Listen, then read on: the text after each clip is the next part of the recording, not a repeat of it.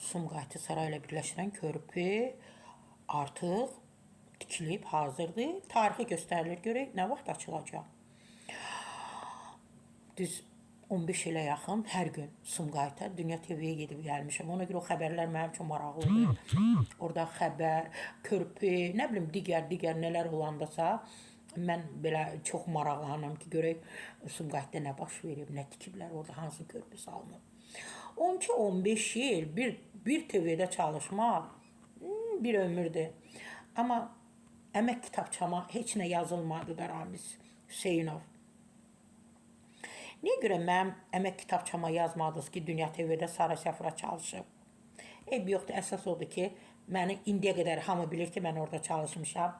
Bir də siz özünüz dediyiniz kimi, köhnə, belə nə kaseti, yumru kaset. Kasetlərdə mən yaşayıram. Bəli, Sumqayıt şəhəri Abşeron rayonu Saray qəsəbəsi ilə birləşdirən Məhəmməd Əsədov küçəsində Dəmir yol xətti və Samur Abşeron kanalı üzərində yerləşən yeni körpüdə tikinti işləri yekunlaşmaq üzrədir artıq. Və Qafqaz Info oxu.az-dan xəbər verir ki, körpünün martın sonu, aprelin əvvəli istifadəyə verilməsi planlaşdırılır. Martın sonu, aprelin əvvəli. Yaxşıdır. Çünki orada bilirsiniz ki, həmişə daima tıxaclar olur da. İnsanlar 3 saat, 4 saat, bir dəfə bəlkə mən 8 saat, 9 saat qaldım da yolda. Axırda belə dözə bilmədim. Düşdüm belə avtobusdan, belə deyim də, başladım getməyə. Bir qadın da var idi, bağlardan gəlirdi, əncir gətirirdi vedrədə. Yazım gəldi, ona kömək etdim. Dedi ki, yay idi də, hava da isti idi. Əncir yığmışdı.